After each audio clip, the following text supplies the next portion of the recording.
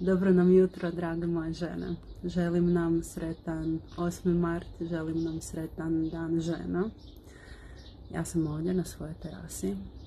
Uživam u tome da budem žena, da živim kao žena, da živim sve ono što za mene žena znači biti.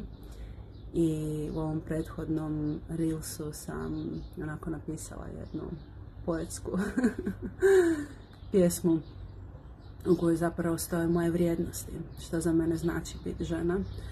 I jutro sam uz taj moment inspiracije, pisanja, pijenja svoje kave sa svojim mužem, razmišljala sam o tome šta znači biti žena, kako sam danas žena, kako sam bila prije 10 godina, 20, 35, sad imam 35 godina.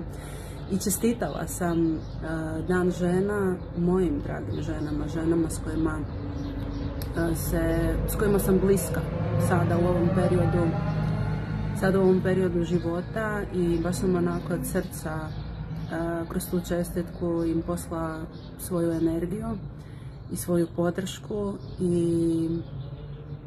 i osjetila sam snažnost u tome, jer te žene su žene koje se trude, ne volim riječ bore, ali one su se izborile za to, još uvijek se na nekim životnim poljima, u nekim odnosima bore, u smislu zalažu, ne prepuštaju slučaju, zalažu se za to da mogu biti slobodne žene. I pričala sam s Makijem kako sam baš ponosna na žene koje imam danas u životu, na žene koje su mi, ono kako se kaže, nisu vukovi, nego smo podrška, ono sestrinstvo vlada, neovisno o godinama.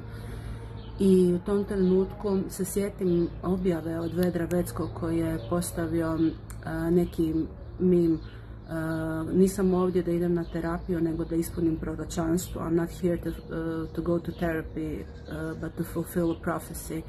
I to mi je bilo, da, to je taj premium moment koji ja osjećam u sebi da raste. To je ono što nudim u svim životnim poljima.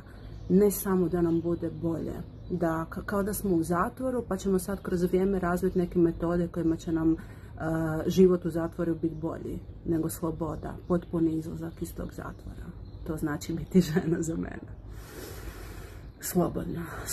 Slobodna u potpunosti, beskompromisno.